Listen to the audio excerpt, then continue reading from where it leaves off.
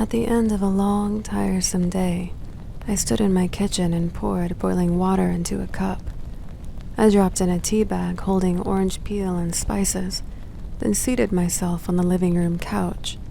Steam curled lazily from my cup as rain tapped against the window behind me. I took a sip and let my eyes settle fondly on an antique roll-top desk. The oak desk circa 1890 has small letter slots, hidden compartments, and a unique lock with a heavy brass key. It was restored by a dear man, Bryce, who encouraged me to enter the trades and not lose hope when I unexpectedly lost my job. He talked to me like a father, as I pulled weeds and raked fallen apples on his small farm. He tried to pay me for my work, but I shook my head and said, "After all the times your son has mowed my front lawn, I wouldn't dream of taking 1 cent from his dad." Not long after his son Max took over the family business, Bryce and his wife Nancy intended to complete a few minor projects on the property. Afterwards, they'd be free to travel throughout the country, visiting with friends and family in the process. Unfortunately, the plans Bryce had for retirement would never come to fruition. He was killed suddenly, tragically, in an accident that occurred on his own property. His son organized Bryce's memorial service, replete with an open bar and the local fire department's pipes and drums rendition of Amazing Grace. Not long after Bryce's passing, Max and his wife Bryn hired me to clean the small 2-story office building from which they continued to run the family business. I preferred to do my work on Sundays, but elected to go over after hours Thursday night, since I'd planned to be on the road for a woodcutting trip to Ledor the following afternoon. When I left the house, the sun was a ghostly dark red ball suspended in the western sky. So much smoke had settled over eastern Idaho due to numerous fires actively burning in the northwestern United States.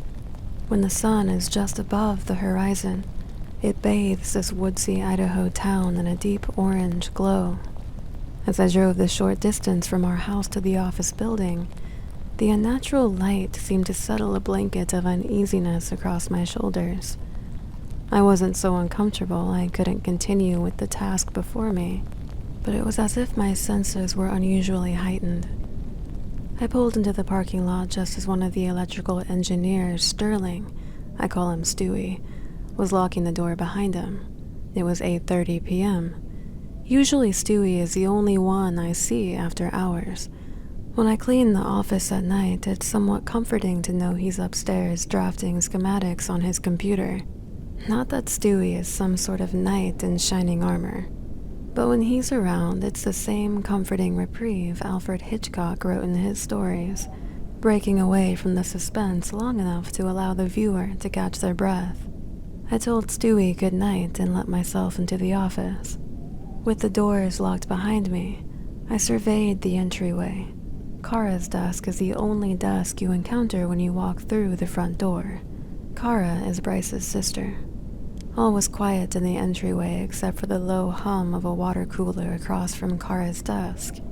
I started my cleaning routine like I do every week.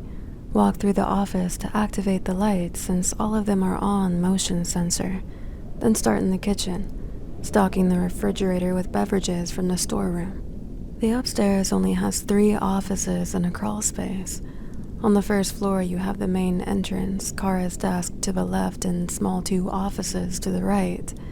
A door behind Kara's desk leads to Max's office, where Max's best friend's ashes sit respectfully high on a bookshelf. Straight through the entryway is a narrow hall with a bathroom to the left and a second restroom on the right. This narrow hall opens into a common area with a modest conference room and 4 more small offices. I noted that the door to Bryce's office was closed. I hadn't cleaned since Bryce had passed away. Seeing his office door closed was a cold reminder that I'd never see him again. I left Bryce's door shut and vacuumed the other 3 offices. I emptied the recycling, the trash, scrubbed the bathrooms and kitchen sink, then moved the chairs into the common area so I could mop the kitchen floor. I don't listen to music or podcasts when I clean. I like the quiet and the opportunity it presents to sort through my thoughts. The blinds above the kitchen sink are never drawn. As I looked through the kitchen window, I could see the sun had silently set, casting the industrial park and its surrounding fields in darkness. It was 10:30 p.m. I took a short break to drink an ice-cold, sparkling water, then resumed cleaning. As I stooped to plug in the vacuum, I heard a strange sound. I stood upright and continued to listen.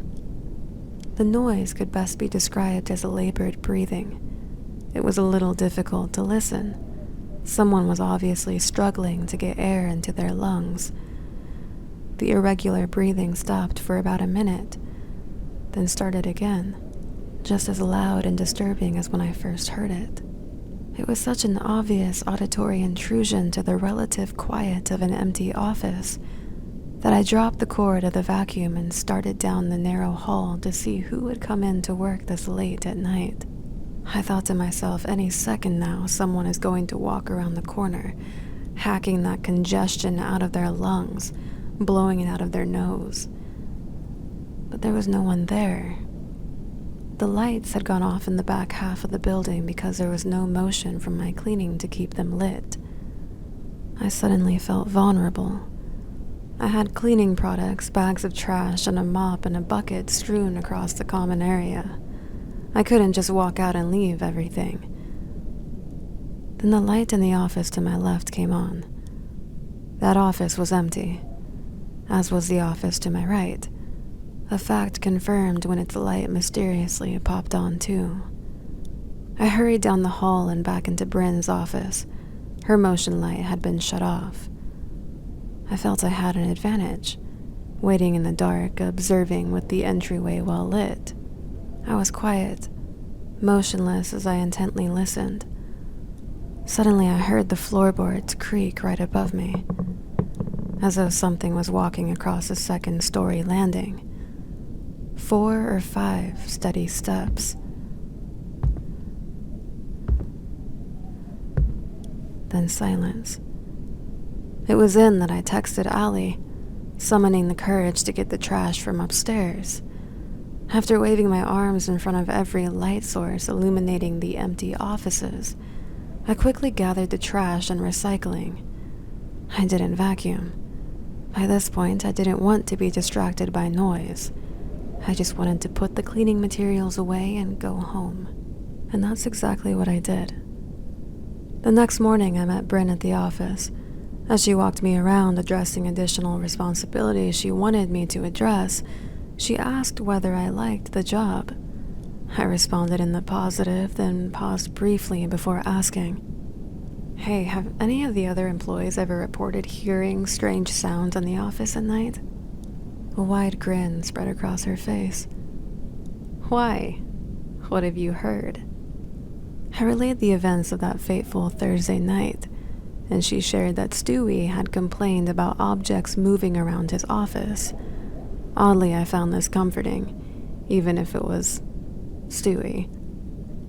I think it's Bryce," Bryn offered, but I disagree. Whatever I experienced had a menacing presence. I considered whether it might have something to do with the secret room at the previous office. Bryce and family used to operate their business out of a historic home built in the early 1900s. When they relocated all the furnishings of the old house to the new office, I arrived in my truck to help with the hauling. "Hey, you want to see something interesting?" Max had asked.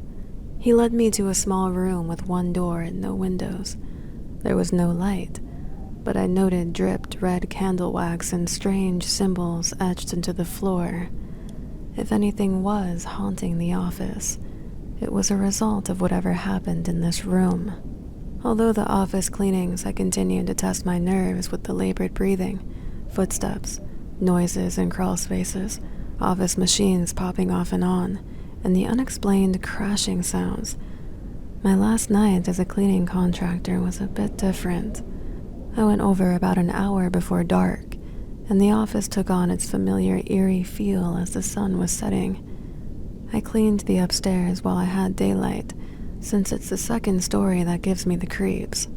I felt good about getting that out of the way. I continued cleaning for another 2.5 hours without incident. I had just finished scrubbing the bathrooms and was about to vacuum the common area when I heard 5 distinct beeps. I stopped and listened. A few seconds later, I heard it again.